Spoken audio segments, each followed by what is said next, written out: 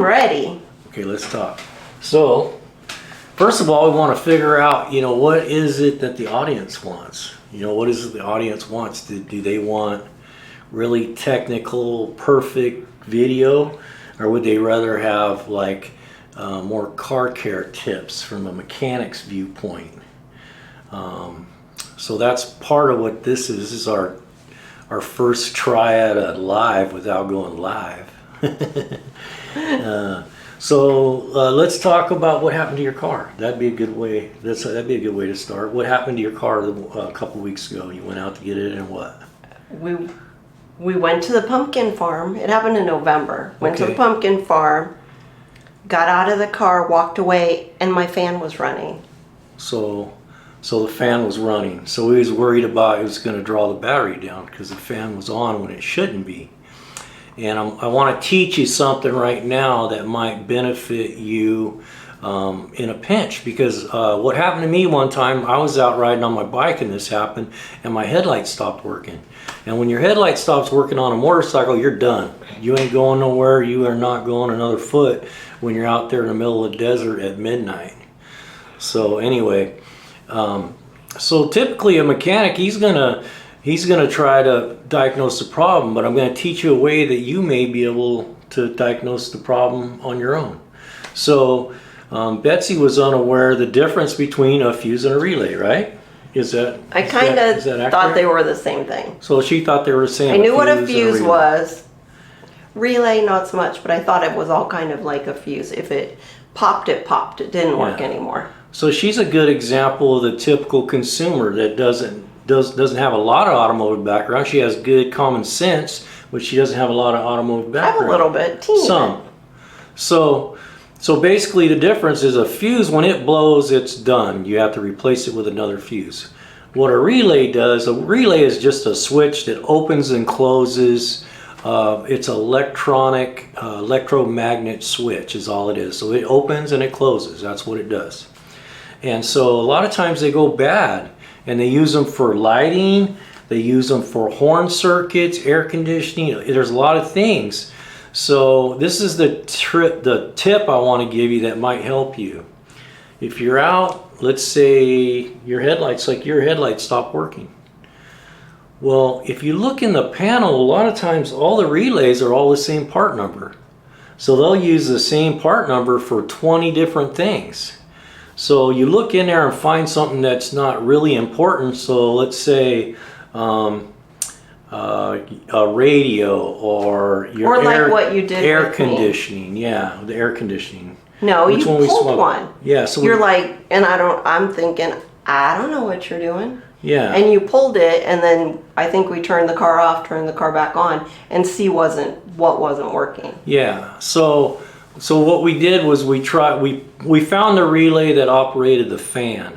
And what it was, the fan was staying on. It wasn't that it wasn't working, it wasn't turning off. So I knew as a mechanic that the relay had closed, but it stuck and it wouldn't reopen. So it stuck electrically, it got stuck. And so by pulling the relay out, then the fan went off. So we know we're on the right circuit. So then what you do is just look through the box and find a relay that it doesn't have a lot of importance. Like if you need lighting, or like the fan, find something like, let's say, just air conditioning, or the horn. A horn relay is a good one. You don't need your horn for a trip home. So find the horn relay, and then take the horn relay and put it in a position of the defective circuit, like the fan was for her. And then we put the bad one that we thought was sticking on the horn. And obviously, if it would have went bad, her horn would have came on and not shut off, and I would have got a phone call.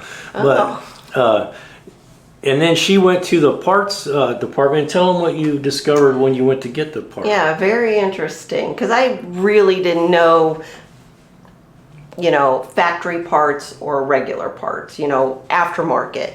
Didn't really know. I knew kind of a little bit, but I went in and asked for the relay, and I had it, and he showed it to me, and it was like $20. And I said, but is there a GM relay? And he goes, yeah, but you don't need it. I said, well, let's just see how much it costs. Let's just see, because if it's $3, $5 difference. I'm gonna buy the GM relay just because. Right. And it was like $5 cheaper. I could not believe it. Well, I have to order it, and I said that's fine. So he ordered it. He didn't want to do it. It was crazy. Yeah.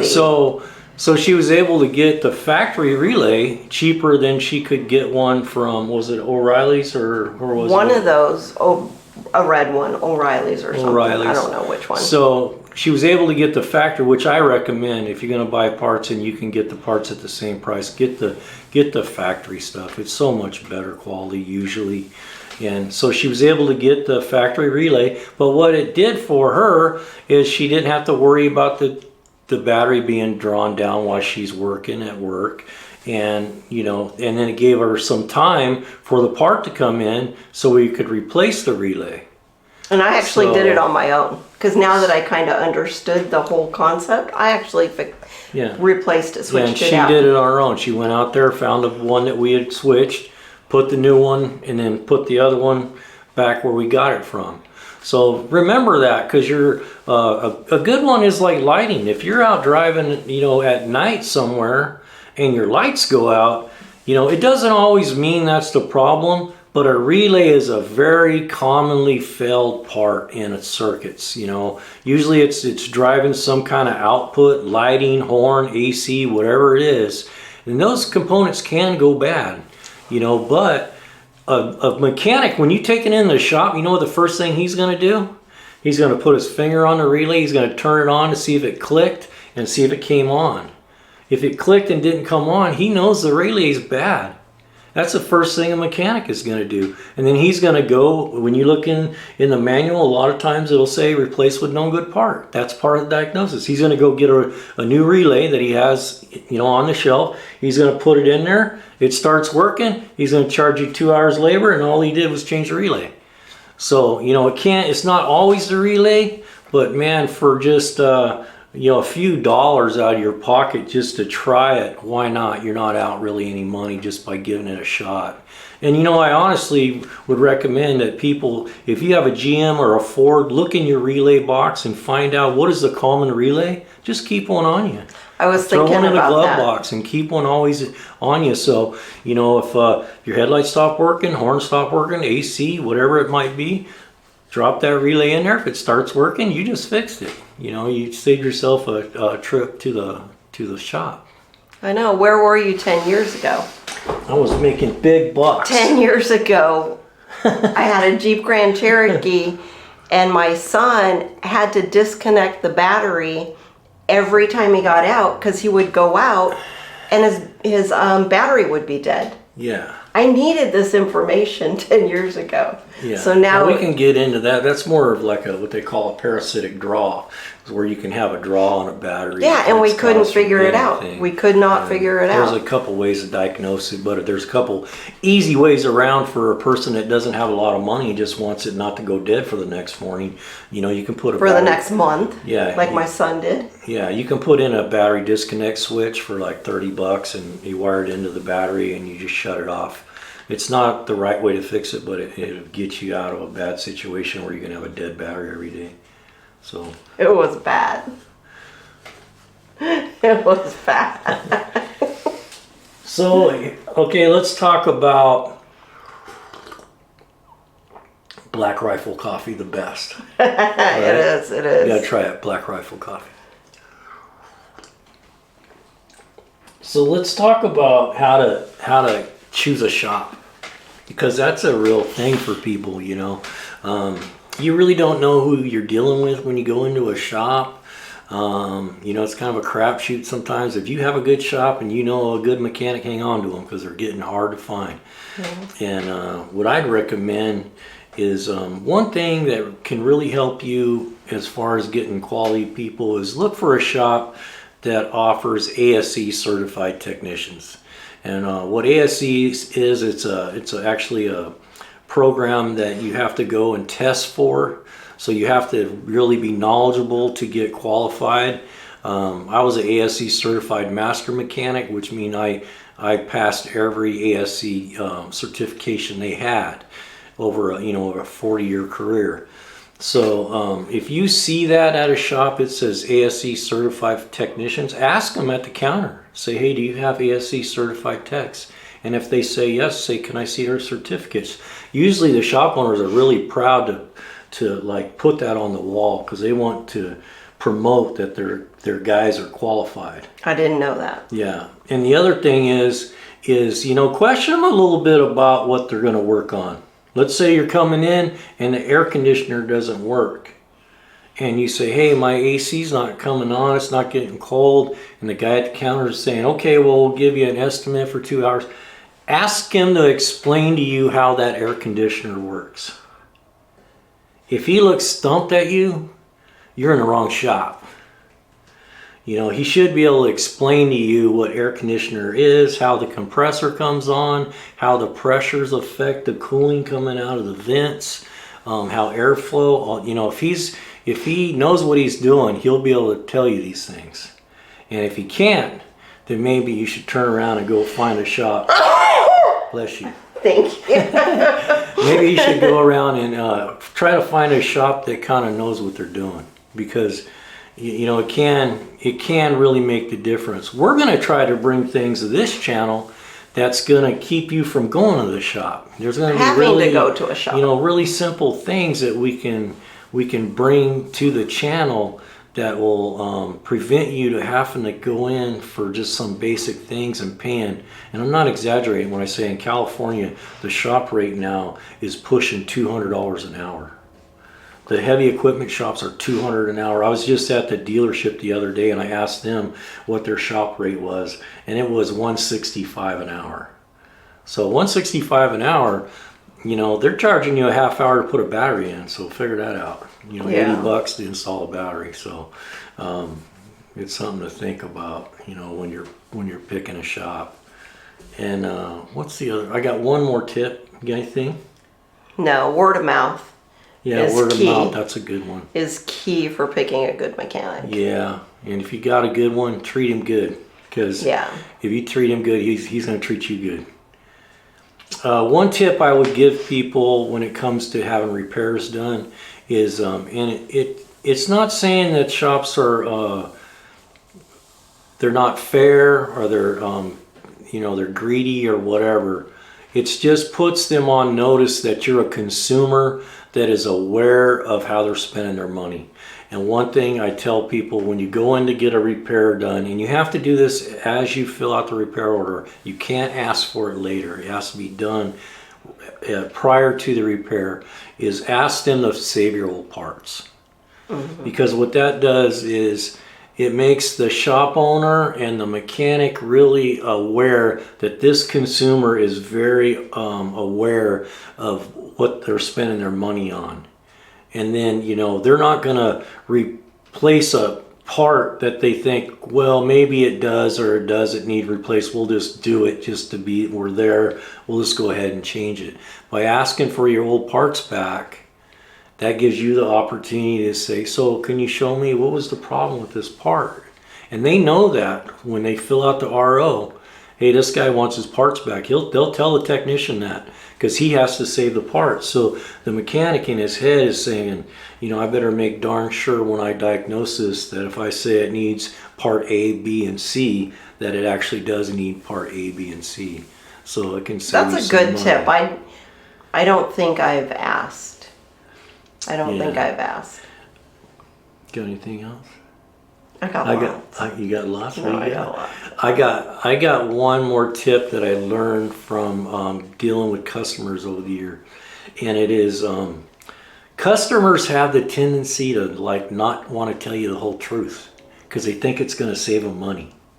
Because they'll say they will say, well, it's been running okay, and it's running terrible. Or let's say it misses or it doesn't want to start when it's wet outside. You want to tell your mechanic everything you can. Tell him everything you can because what it does, it eliminates time for him. Just a good description of what's going on will eliminate him spending too much time on things that don't matter.